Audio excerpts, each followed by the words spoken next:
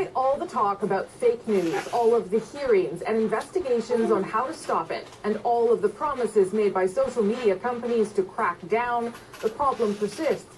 In fact, a new report by the Knight Foundation found more than 80% of Twitter accounts that spread misinformation during the 2016 U.S. election campaign are still active. So active, in fact, that they're still tweeting more than 1 million times a day. And with the U.S. midterms now just 3 weeks away, Facebook and Twitter are ramping up their fight against foreign influence and misinformation. But will it be enough?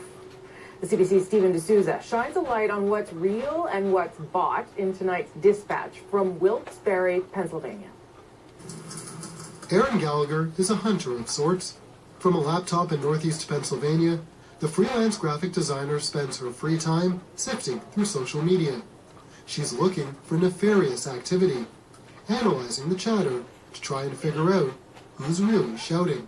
I see my own family and friends struggling with what to believe. Her main targets are bots. They're automated accounts, controlled by people or sometimes operating independently. On their own, bots aren't bad. It comes down to how they're used. Take the story of Kate Steinway.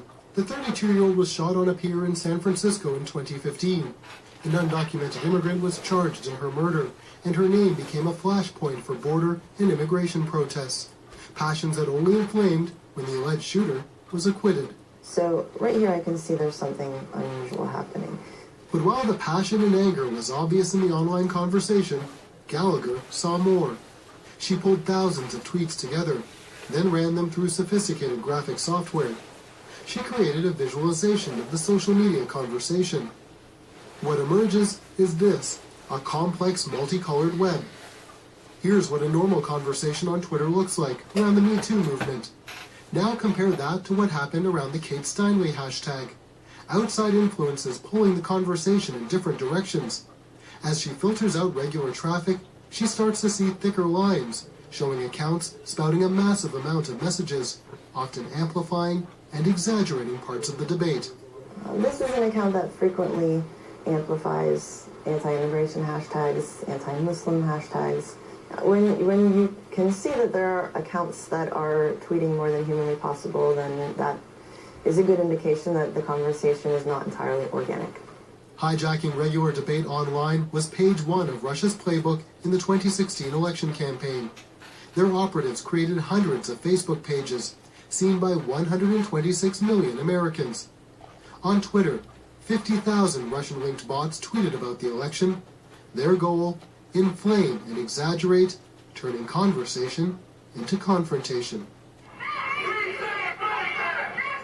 In some cases, the manipulation leapt off the screen and onto the street.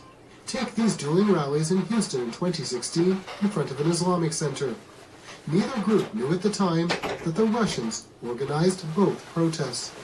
The extremes are much, much louder than the middle of the map. Camille Francois is a cybersecurity researcher and analyst who tracks political and foreign manipulation on social media. The end goal of those foreign interference campaigns is to divide voters and to create mistrust in the system.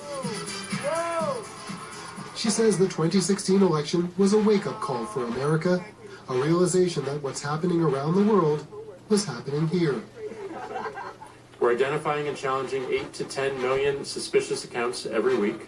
Social media companies have since been put under the microscope, called to account for what happened and how they'll stop fake accounts and bots ahead of the upcoming midterm elections. We are more determined than our opponents, and we will keep fighting. This is just an ongoing battle, isn't it? Cat and mouse. It's going to be cat and mouse for a little while, yeah. But Francois says we're still a long way from stopping the manipulation. So there's good and bad. The good is that platforms have gotten much better at detecting these types of manipulation. The bad is that there's more and more actors that are using these types of manipulations.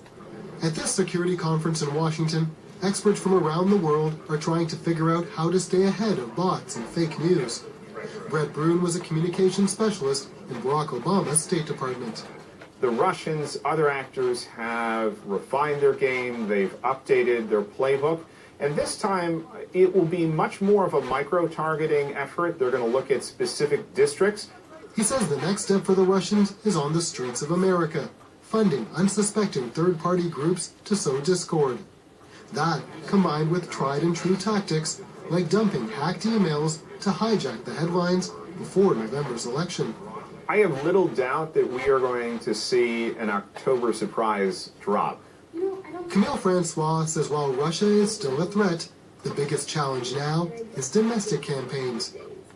Back in July, Facebook shut down 32 accounts for what it called coordinated, inauthentic behavior. It couldn't tell who was behind the pages, but they used many of the same tactics that the Russians used. Then, last week, Facebook shut down more than 200 accounts and removed more than 500 pages, all for spreading homegrown disinformation, using multiple fake accounts to exaggerate issues across the political spectrum.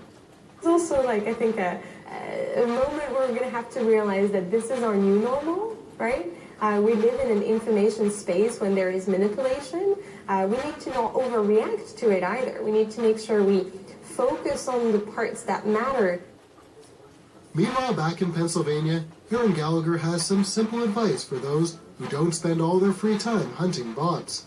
It's so easy to hit that share button, but really we all, I think, need to sort of slow down. An important reminder from someone who sees every day the power of disinformation to change the course of conversations and elections. Stephen Souza, CBC News, Wilkes-Barre, Pennsylvania.